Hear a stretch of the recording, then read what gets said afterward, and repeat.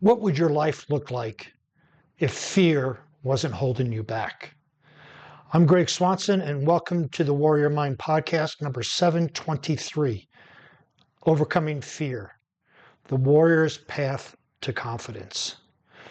Fear doesn't always kick down the door, screaming and yelling and having tantrums around you, right? Sometimes it tiptoes in dressed as hesitation, perfectionism, or the need to get everything just right.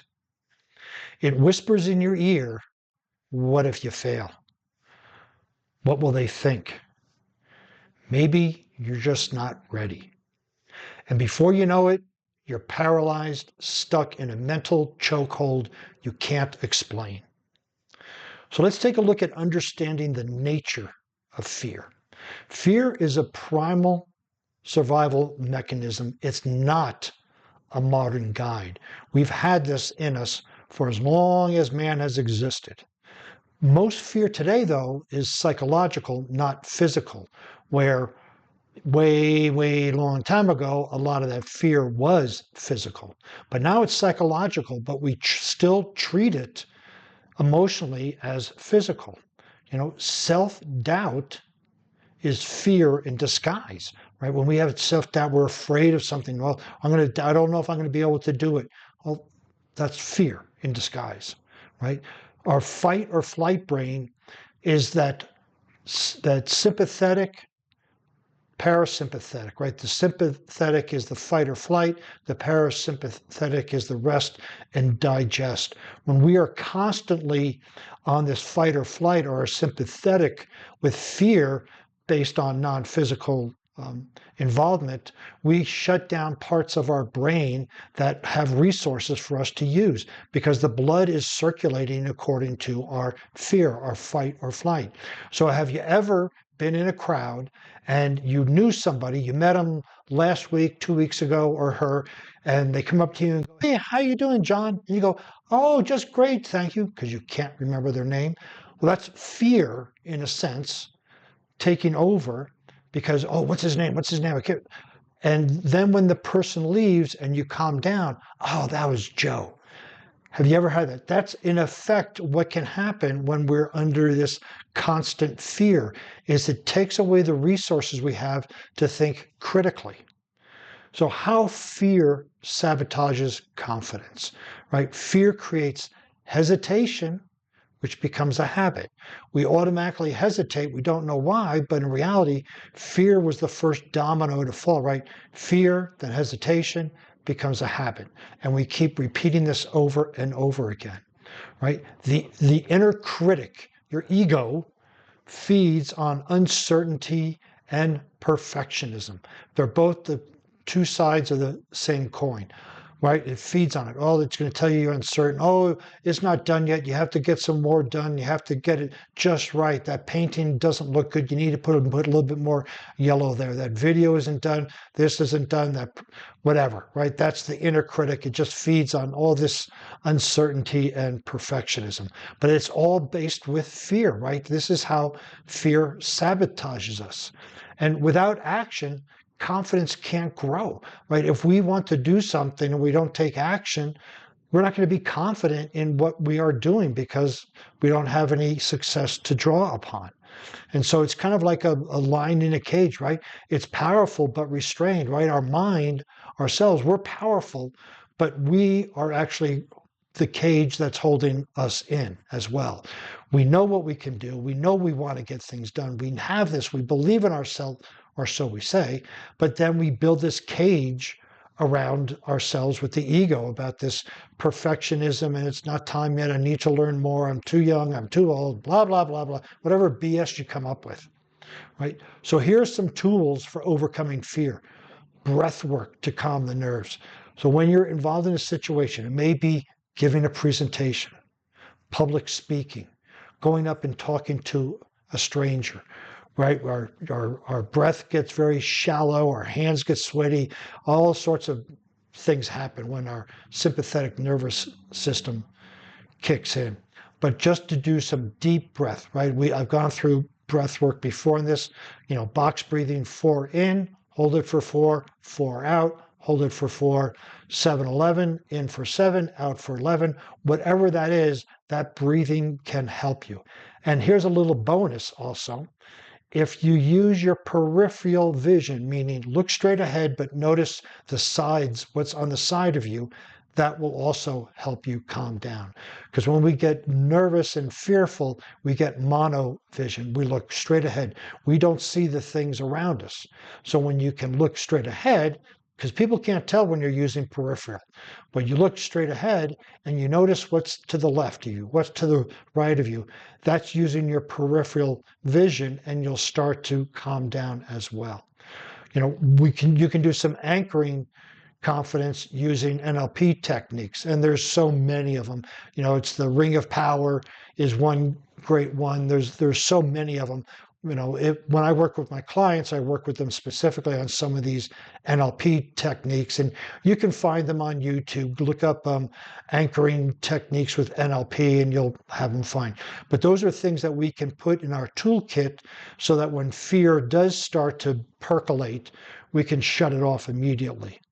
Visualization. This is true if you have a planned event coming up, whether it's public speaking, giving a presentation, asking someone out, asking for a raise. You can visualize yourself. Now, I'm not saying we don't visualize the result. We want to visualize ourselves calm, cool, and collective, because that's what we want to see, because that is a better way to get the result we want. We can't visualize the result if it involves somebody else, because we can't control the other person. We can control how we present ourselves to that group or person. So we want to practice how we would walk into the room, how we would stand, how we would breathe, how we would shake the hand, how we would look the person in the eye, how we would communicate. All of that we can visualize, mentally rehearse. And that's where we'd want to leave it. We cannot, I'm not saying cannot, I work with clients on not visualizing the outcome, because if we visualize the outcome and it depends on somebody else, then it's out of our control, and then we'll start a spiral. Also want to tap into the 4 C's of mental toughness, right? The confidence, control, commitment, and challenge. Those are great 4 C's to help with overcoming fear, right? Confidence in your skills and ability, and your interpersonal communications. Control what you can, and I'm going to go on a whole tangent on that sometime here in the near future. Commitment, making goals and seeing them through to the end, and challenge, stepping out of your comfort zone. All of these are great tools in overcoming fear. So action breeds confidence. Right? You don't need confidence to act. You just need to gain through your action, right? Because your action, even if you don't get the result you want, you got a result. Then you evaluate that and take action again and action again. And eventually you'll have the confidence that whatever you're doing, you can do. And if you look back and go, hey, there are things I didn't know that I did know after I took action. So when you're presented with something new, the automatic response. As we get older, right, it's really strange. The automatic response, I don't know how to deal with that. But when we were young, it's like, cool, I'm going to learn this, right? So it's a difference. I don't know how to do it, or I'm going to learn it, right? There's a different framing on that. But the action is what's going to build that confidence, right? Confidence really ties to the memory of past successes. And we want to make sure when we try something, there is always a result, and that result is a success. It may not be the result you want, but the success is that you took action to get that result. So we want to really be careful. And this is just not blowing smoke up your butt about it, but when we hold ourselves back because I don't know how to do it, as opposed to I'm going to learn how to do it, then we can get that confidence. We can go back in our memory banks and go, well, I did this, I rode a bike, I drove a car. Those are things I didn't know how to do before I did it, but I can learn great. And then small wins build unstoppable momentum.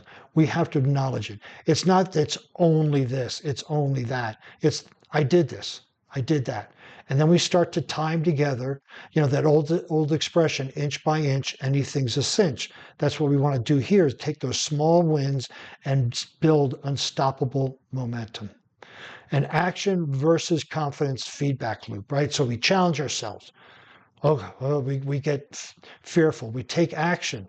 We take action and we survive. We live. Well, then that gives us confidence to take more action. And so this action confidence keeps looping on ourselves so that we keep moving forward. Now, this can be done. There's a book out, Do Hard Things. Do one hard thing every day. Well, if you do one hard thing every day, that means do it, means action. You will survive it, which means that you can build confidence to do another hard thing the next day and the next day and the next day. And how you do anything is a reflection of how you do everything. So if you keep doing one hard thing every day, soon that confidence is going to build and the fear is going to diminish. So embracing discomfort, right? There's an expression, we want to be comfortable with being uncomfortable, right? Fear is the compass pointing towards growth. We grow the most when we are challenged to do something. But fear is, well, I don't know how to do it. That's going to be scary. But fear holds us back, but it's actually pointing towards growth. So when we know that fear is pointing in the right direction, that's where we want to go. And discomfort is a signal. It's not a stop sign. It's a signal that you're growing, that you're moving, right? When we grow, think about it. We stretch and grow. Our current envelope that's holding us where we are is now holding us back, and it's going to be discomfortable until we grow into something larger. So it's a signal, not a stop sign. And train your mind like a muscle, right? We work out, I do, every day. Most of you probably do, but we work out to improve our cardiovascular, to improve our strength, to improve something. We want to do something difficult every day to train our mind to grow.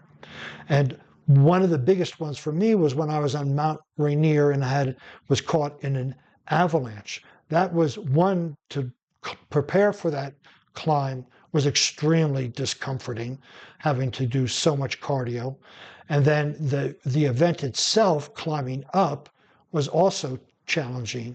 But the biggest challenge was with being caught in the avalanche and being taken off that mountain. But that was embracing that discomfort so that I could learn and grow from it. So here's some final thoughts, right? Overcoming fear isn't about becoming fearless, because courage overcomes. Fearless could be stupid too, right? We don't want to be stupid. We just want to see the fear, right? You're not going to walk into a cage full of bears or lions or snakes or pythons or whatever it might be, right? That's just stupid. But what we want to do is understand fear for what it is. And it's about becoming courageous, right? Overcoming fear is courageous. Feel the fear and do the action anyway, right? It's about acting while fear is still in the room. We don't want to wait till fear leaves, because as soon as we start thinking about it again, fear is going to come in. We want to walk up to fear, and then fear will disappear. And the more you do that, the more confident you will become. It's that loop. So the more you push yourself, the more you'll have confidence, the more you'll push yourself. Fear will always show up when you're doing something meaningful. Because when you're doing something meaningful, it's usually big. It's usually beyond the scope of what you are. It's like a purpose, right? When we have a purpose, it's doing something meaningful, and fear will definitely show up and knock on your door, right? That's its job, to show up. And if we look at it as like, oh, I'm getting fearful in here, yes, we can reverse it and go, and I'm being excited. I'll work with a lot of clients and going, hey, let's compare excitement with fear. It's usually the same feeling, the same energy in the same spot. We're just labeling it fear or excitement. That is one thing we can do. But fear comes in. It's supposed to challenge us. That's its job. We're supposed to overcome that, right? But your job is to decide, will it be a reason you stop, or will it be the reason you rise up? And if you're ready to forge your warrior path to fulfillment, let's talk, right? Go ahead and schedule your breakthrough call today, and you'll find that on the website. If you want to see the show notes on this podcast, please visit warriormindcoach.com. While you're over there, you can find some more useful information in the form of blog posts and other podcasts, as well as how to sign up for that breakthrough session. Since you'll be on the internet, please follow me on LinkedIn, Facebook, Instagram, Pinterest, all under Warrior Mind Coach.